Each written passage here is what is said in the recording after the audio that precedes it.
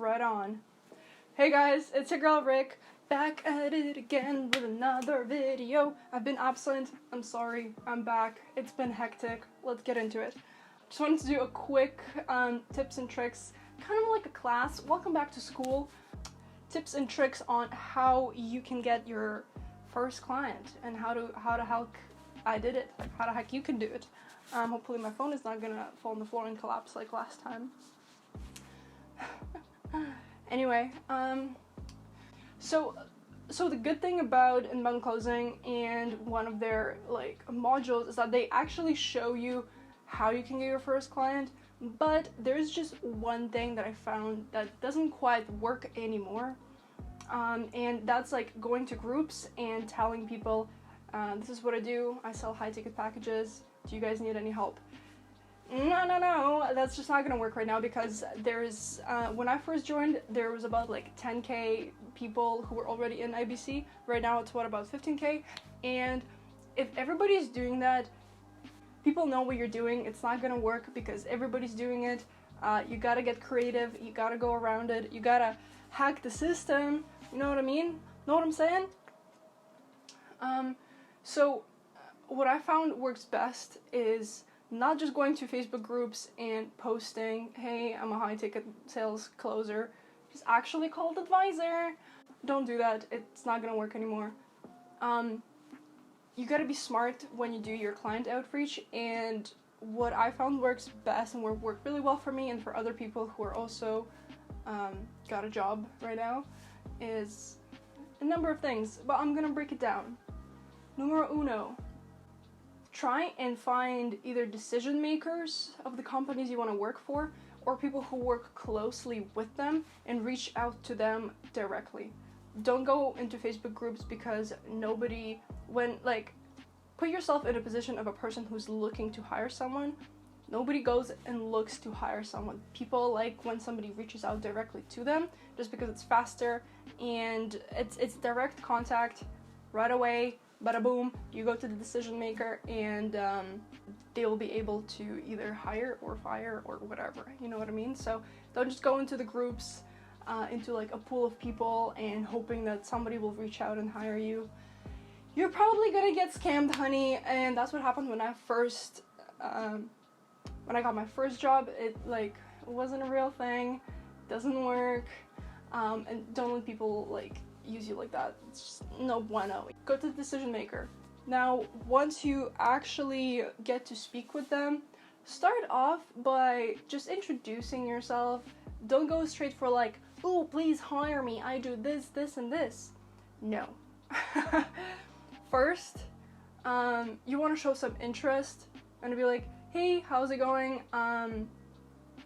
Saw you have XYZ company and you're doing this. I am really inspired by that. How is that journey going for you? Once you kind of want to put them on a pedestal to make them feel good, because people love when they feel good. People love when other people make them feel good. And if you can provide that of hey, I admire you, this thing inspires me, whatever it is that you're doing, whatever is the company that they own. So yeah, first you want to come in kind of admiring that person and liking what they do, because also you kind of want to know what kind of niche you're gonna be working for, because then it comes across as genuine. You actually are interested in what people are doing, and this is something that you want to do for yourself, or you're going to be working there, so you actually want to be interested. Otherwise you're just gonna hate your job, man. So find a place and a company that genuinely interests you, and then find the decision makers. Actually, it's going to be numero uno, and then numero duo is going to be the other one. Another thing that works really well, okay, once you found the decision maker, you connected with them, you told them how much you admire them, go for either a video message or a text message. When it actually comes to you kind of pitching yourself to the company, to the person that's hiring you or might hire you. People love voice memos, they're so much faster. People love video memos because everybody loves video, and it's just a quick way to deliver your message and also show how you're actually going to be talking to people, because somebody who comes across somebody who comes across confident, certain in the way they speak will create a generally good feeling in the eyes of the person who's trying to hire you, because you'll be talking on the phone with people, so it just shows that you're confident and you can deliver yourself really well. Then, okay, what you want to say on the video or voice memo is not how you don't have experience. Forget about all the bad things that you don't have experience. You might not really know what you're doing. Doesn't matter, because what you want to concentrate on is the good stuff. That good. You know what I mean? Okay, when you do start like recording yourself or doing a quick voice memo, just practice what you're gonna say to sound like extra crisp, extra confident. You know what I mean? But also don't concentrate on your lack of experience. On the contrary, you should concentrate on your unique experience and the value that you're gonna add with your non-conventional experience, if you know what I mean. So rather than saying like, hey, I am an ex-film production student, but right now I found my passion and my drive in sales. I'm eager, I'm hungry, totally willing to learn.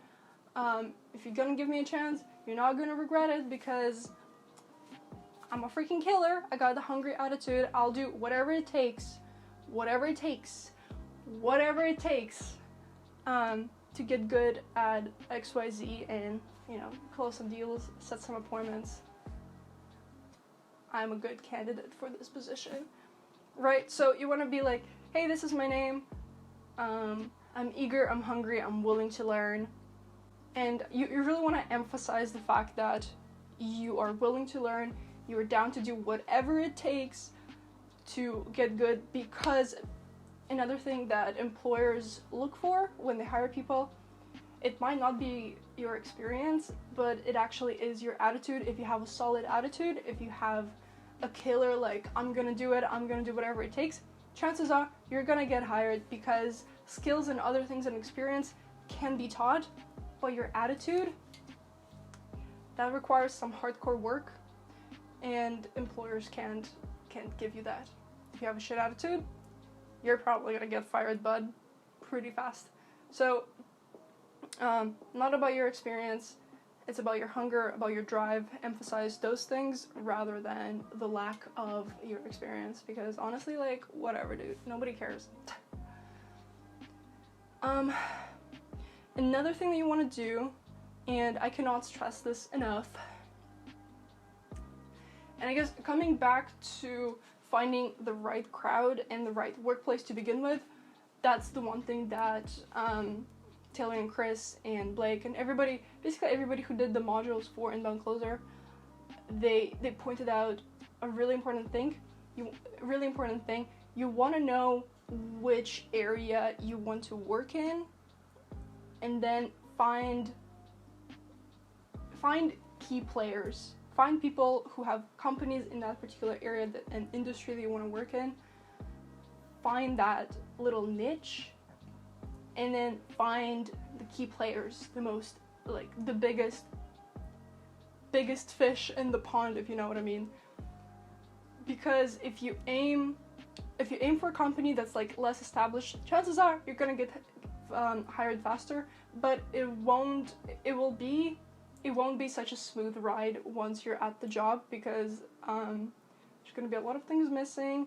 Some SOPs are not going to be quite developed yet, which is why you want to aim for somebody who's already established, already developed, already has a team, because then you won't go through like a mode of suffering and not knowing what to do and like trying to figure everything out by yourself. It's really good to have to work with someone with an excellent team. I believe I made a video on that, and if I didn't, I'm gonna post it because it's probably somewhere in my computer. But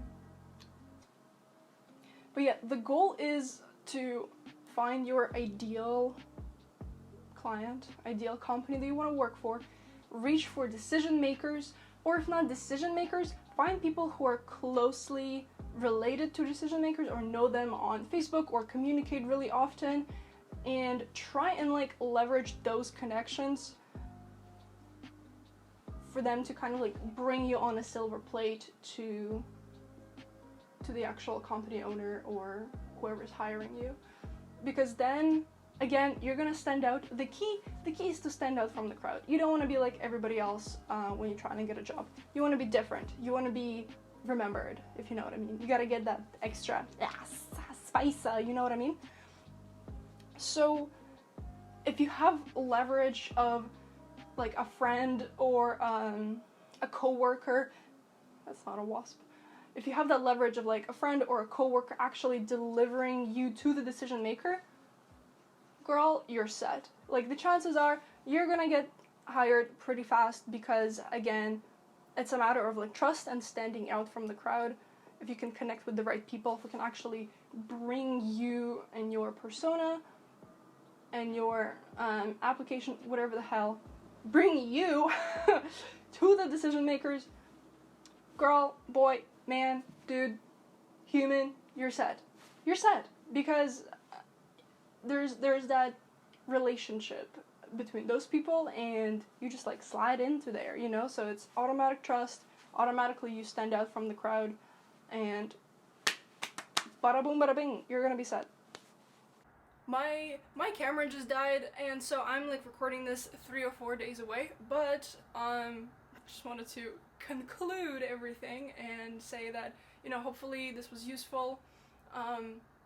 Those are kind of like the 3 main things that helped me out a ton. And yeah, if you guys have any more questions, please feel free to reach out in the comment section. I'll try and do my best.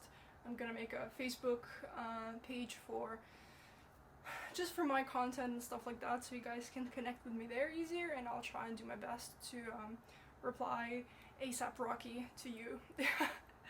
Alright, cheers gang, have a good rest of your day, peace out, stay woke, don't be broke.